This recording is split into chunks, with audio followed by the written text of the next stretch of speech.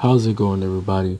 This is Alex from All Things Prepaid, here to give you a review of the Boost Warp 4G. Now, the Warp 4G is currently going for $200, no contract on Boost Mobile's website. And for $200, it's not that bad of a deal. What you do get for that price point, you get a 4.5-inch 720p display. You get a front-facing 1 megapixel camera, a rear-facing 8 megapixel camera, LED flash, autofocus. You get a 2070 mAh battery, NFC. You also get a 1.2 gigahertz dual-core processor, backed up with a gig of RAM. All the goods you expect to see on a mid-range device from 2013. Now, first thing I want to go over is text messages. Now, the message application is a little bit customized from ZTE. You start a new message here. Here you go. The typing experience is pretty good, especially when you put it to landscape. It's actually not that bad of a keyboard. Nice and spacious. You got the emojis over here. Not that much, but you got something.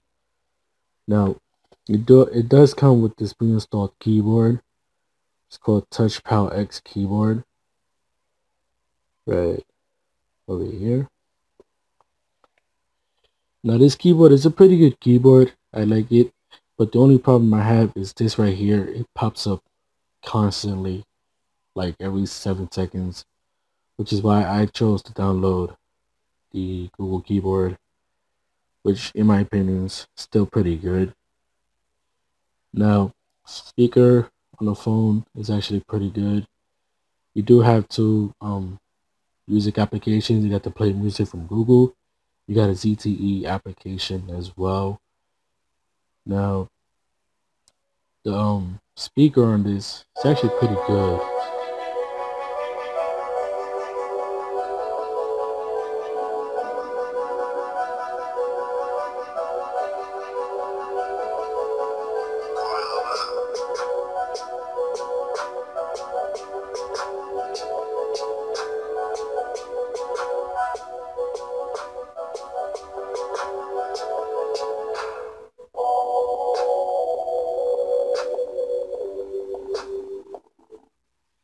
Now, I personally like it. It's loud enough. And the SRS settings, which you just see me mess with, basically the only thing I noticed was that it's a little bit louder and clearer, which is a nice addition. Can't complain much. That's that. Now, gaming on this phone was actually pretty smooth. We tried Temple Run 2 here.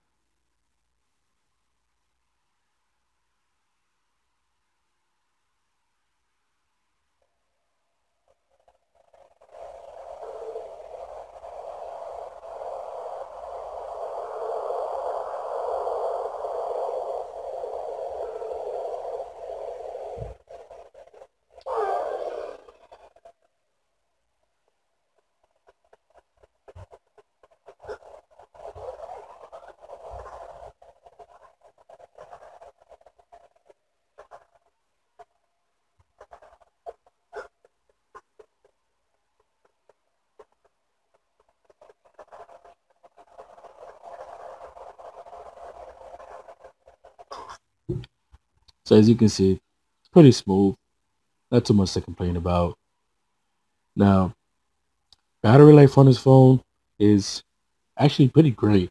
I was able to go through a whole day of use on this battery, which is nothing to complain about. When I get home like around 9 o'clock, I will usually have at least 20% left, which is not that bad. To me, that's the whole day, because after that, I do nothing else. And satisfied. Now, applications on this, they just run pretty smooth and everything. And no lag at all I've experienced. The only thing I've experienced was the phone shutting down on me twice before. I go randomly freeze, screen will just turn black, and then it'll just restart itself. Only happened twice, but it was something annoying just to see. Now, real quick, I'm gonna do a benchmark test on this phone and see what scores we actually get. Now, while this goes through, I'm gonna talk about the screen, the call quality, and the camera. Now, the screen, as I said before, is a 720p display. coming in at, I believe, 326 pixels per inch. Now, being outside, I was still able to view the screen, still able to read text just fine, even when the sun is out shining, and I was still able to do everything just fine. Viewing angles, they were pretty good, nothing to complain about. Colors are accurate, they pop out really well, and I have no complaints about the screen at all. Now the camera is an 8 megapixel camera. Shots came out pretty clear, colors were accurate. The only problem I had was with most of the pictures I take, it would still come out blurry as if I was shaking too much or the autofocus wasn't doing its job. That was kind of annoying. Call quality was pretty good. I was able to hold most of my calls. I only had one drop call out of the whole time I had this phone. Even in dead areas, it still managed to hold a call, which was pretty well, did better than my other phone, the LG Mach, which constantly had drop calls. Let's go right here. As you can see, we got a score of, not sure if you can see that pretty good, 4,532. Not that bad.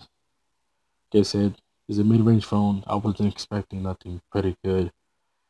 Now, my final thoughts on this phone. Well, for $200, there really is nothing to complain about unless you find those blurry pictures a pain. Other than that, it's a pretty sweet deal. You get a decent sized screen, a really good display coming in at 326 pixels per inch. You get a good camera. Front facing camera's alright. I wasn't expecting much anyways from a 1 megapixel camera.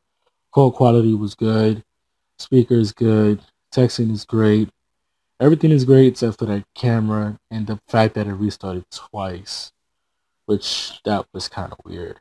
So my overall thought of this, if you're looking for a budget phone and you're looking for something to be on Boost Mobile with, you could get this. Or if not, if you're willing to spend more, I would go with something like the Optimus F7, which holds a pretty better package than this phone right here.